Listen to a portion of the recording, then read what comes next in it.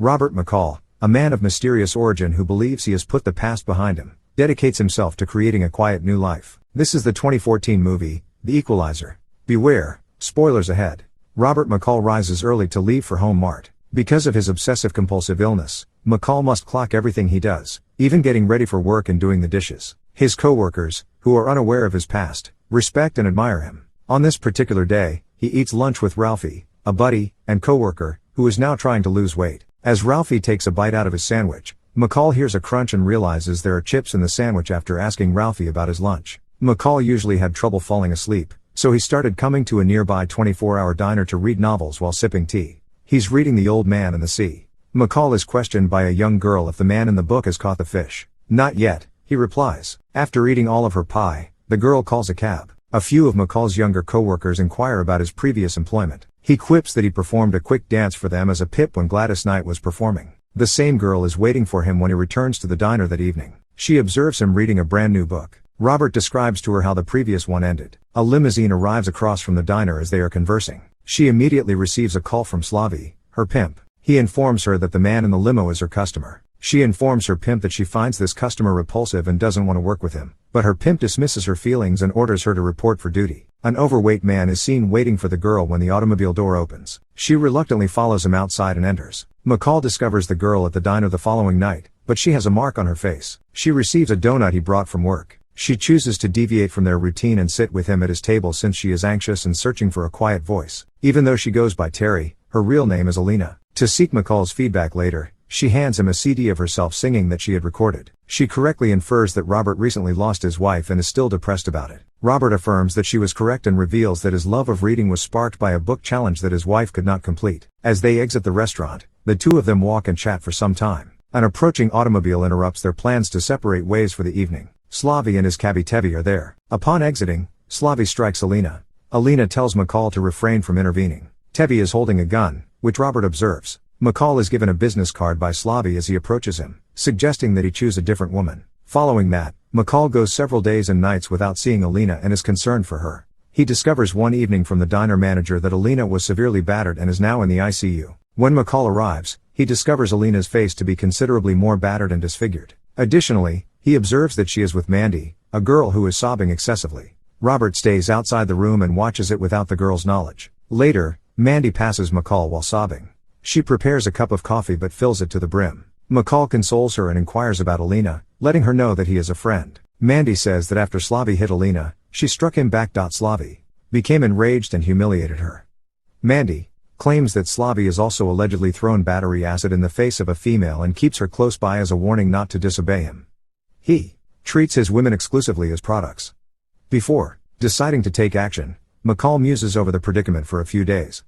McCall uses the card Slavi handed him to enter the restaurant where Slavi and his men are gathered. With an envelope holding $9,800 in exchange for Alina's freedom, the thugs make fun of McCall as Slavi says that because Alina is so young, he gets so much money off of her that $9,800 would only be enough to purchase her 1 month of freedom. Then, after laughing at McCall's offer, he advises the latter that when Alina's value decreased, he would think about releasing her. McCall takes the money and begins to leave. When he was about to leave, he changed his mind and locked the door. He carefully surveys the men and any weapons they may be wielding, then sets the watch's timer and begins to move. A man points his gun at McCall, but McCall grabs his arm, causing the man to shoot Slavi in the throat. Then he pokes a shot glass into the eye of that man. He uses his dagger to stab the third man before getting a corkscrew and stabbing Teri numerous times till he is killed by sticking the corkscrew under his chin. McCall comes to Slavi's side and tells him what his body is going through and that he will pass away shortly. Teddy, a Russian mobster, arrives in Boston after the killings to find out what happened to Slavi and his guys.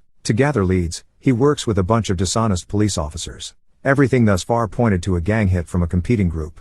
McCall notices Ralphie isn't in at work. A manager informs him that Ralphie has resigned. McCall pays a visit to Ralphie's mother's eatery. Ralphie is assisting her now because a fire started accidentally. To continue his search for the murderer, Teddy is taken by one of the corrupt police officers, Frank Masters, to the gangster John Looney's office. Teddy and all Russians in general are belittled by John. Teddy responds by hitting John with an ashtray as Frank eliminates John's bodyguards. Teddy keeps striking John in the face until he passes out. Ramar and Peterson, the other two corrupt police officers, are dining at Ralphie's mother's place. They threaten her with an accident if she doesn't pay protection money on time again the following week. They are discovered by McCall, who approaches them and requests that a crime be reported. until he contacts one of them on his cell phone. They ignore him and advise him to dial 911. They confess to causing the restaurant fire in a video McCall recorded of them extorting a convenience store employee. McCall warns them that if they don't return the money, the news stations will air the video. While being held at gunpoint by the police, McCall soon beats both of them. They agree and later give Ralphie's mom the money back. Shortly after that, Ralphie appears wearing a security guard outfit after passing his test, and McCall is seen playing baseball with his co-workers. Robert returns to work and approaches Jenny, a cashier, to ask for a refund when he sees that she is assisting a man who is silently conducting a robbery at gunpoint. McCall approaches him casually and hands him the cash. The thief also wants Jenny's mother's ring, which she has surrendered. She gives it to him in tears. McCall takes note of the man's tattoos and clothing, among other physical characteristics. He contemplates moving but decides against it because kids are entering the business and might get hurt. Instead, McCall decides to follow the man outdoors where he can see the license plates on his vehicle. They are told by the police that this was one of a series of robberies committed by the same perpetrator. McCall then goes to a rack and retrieves a sledgehammer. The following day, Jenny discovers her wedding band in the cash register, and McCall is seen cleaning the sledgehammer and returning it to the rack. Teddy learns that Alina is missing from Slavi's girls and inquires of Mandy, who responds that she didn't know Alina that well. Later, he visits Mandy and coerces her into admitting that she had lied. He forces her to recall the evening she saw Alina in the hospital, and she describes a mysterious but friendly black man who also stopped by and asked about Alina, but she never learned his identity. Teddy then kills her by strangling her after she lies to him. Teddy discovers video evidence of McCall entering the restaurant but not ever leaving in light of this new information. He approaches McCall in his apartment under the guise of being an investigator, but McCall immediately recognizes him and responds to his inquiries with his prepared responses. McCall is far more than he lets on, Teddy concludes. Teddy finds out more details on McCall, but what they can learn about him reveals a spotless record with no indication that he was somehow connected to Slavi's death. Teddy has the impression that whatever they are aware of regarding McCall is untrue. He waits outside in a car with Frank and another guy while another man enters the diner where McCall is dining. The moment McCall recognizes the man, he asks whether there is anyone else they should be waiting for. The man approaches him while brandishing a gun. Teddy's view from his car is obstructed as a truck pulls up in front of the diner. McCall kills the man by striking him in the gut with his book, smashing his head on the table, and breaking his neck. He then uses a knife to cut off the lights by inserting them into an outlet. He leaves the diner and uses his cell phone to take pictures of Teddy and his men in their car. The criminals follow McCall home since they know where he lives. While the crooks discreetly enter his house, he boils some honey to treat a gunshot wound. They barge inside his apartment only to discover that McCall is watching them with covert cameras in another room. Teddy doesn't believe McCall, who has hidden proof in his flat that he is leaving town, and thinks that he is keeping an eye on him. McCall does leave town, but only to see Brian and Susan Plummer, two of his old buddies. They have previously collaborated for an intelligence agency. McCall queries Susan about Teddy and the individuals he works for. Brian and McCall discuss McCall's car bomb accident, which led everyone, including Brian and Susan, to believe Robert was dead. Brian says Susan somehow knew Robert wasn't dead. When she comes back, she informs McCall that the men he killed were members of the Vladimir Pushkin-led Russian mafia. Teddy, sometimes known as Nikolai, is the person Pushkin sends when something needs to be handled clearly. Ramar and Peterson, who worked for Pushkin, had their testicles shot off and stuffed into their mouths when they were discovered dead a few days earlier. Susan cautions McCall that these men won't let up until they have killed him and everyone else he cares about. After receiving Susan's approval, Robert departs the following morning to complete what he began. Frank Masters is captured by McCall in his car after McCall has fitted it with a hose from the tailpipe. He threatens to leave Frank in the car to die if he doesn't provide him with useful information regarding Pushkin's operations. Frank finally gives in and drives McCall to the Russians' warehouse, where they count and hide enormous pallets of money that are unmistakably filled with millions of dollars in cash.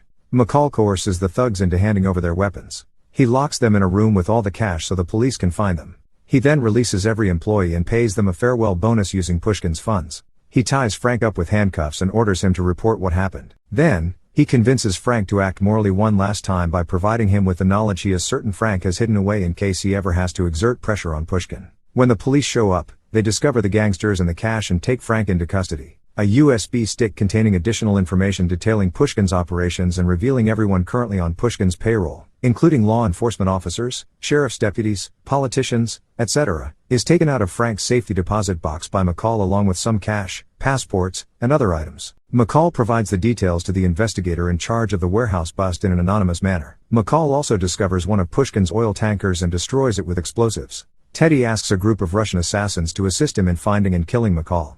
The team leader uses the restroom while they are enjoying dinner together. A short while later, McCall sits down in front of Teddy and hands him the team leader's bloody sunglasses, telling him he won't be coming back. Robert assures Teddy that he is exactly who he claims to be, and he gives him the chance to stop everything before he completes the mission and destroys the entire organization.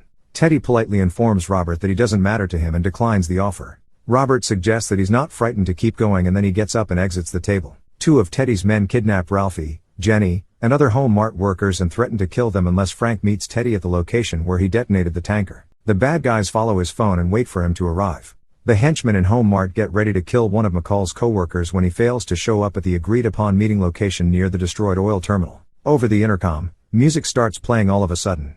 Ralphie is taken by a gangster who then gets shot by McCall while trying to find the source. Speaking Russian, McCall calls the other hostage taker away from the prisoners before killing him as well. Teddy goes to Home Mart with his other hired help. As McCall travels covertly around the warehouse's darkness, placing traps with equipment he finds nearby, they search for him and are gradually killed one by one. He stabs one in the neck and hangs another with barbed wire. He engages the biggest of the bad guys, suffering injuries along the way, before killing him. When Ralphie comes back to aid McCall, he is wounded in the leg. The final bad guy is drawn to the break room by McCall. The break room is completely devastated when propane gas canisters and a microwave burst when Ralphie follows instructions and turns on the electricity again. When the propane explosion activates the sprinklers, Teddy is the final one still searching for McCall. Teddy locates Ralphie and is about to shoot him when McCall emerges from hiding with a stud ramset gun and shoots Teddy numerous times till he approaches and shoots him in the throat, killing him. 3 days later, when Pushkin is taking a shower in his Moscow house, McCall appears in the bathroom. McCall continuously flicks on and off the lights and fills the sink with water. After a brief conversation with Pushkin, McCall leaves. Pushkin goes to the sink to get his weapon. Suddenly realizing that McCall had severed the electrical lines and left them on the floor unprotected, he summons his guards. When the water hits the wire, Pushkin is standing in it and is electrocuted to death. McCall killed everyone inside the mansion when he left Pushkin's estate because of the several bodies seen as he was leaving. As soon as everything is finished, McCall goes back to Boston to continue his peaceful life. Alina, who is getting better from her wounds, approaches him as he brings groceries home. She updates him on her new employment status and her reading habits. With his newfound purpose in mind, McCall returns to his quiet life. People who feel trapped with all the odds against them and no way out have inspired him to produce an advertisement. He gets a note at the diner asking for assistance one night. He simply responds, "Yes." Thanks for watching. Subscribe to see more videos like this. Click like and turn on notifications to help out the channel.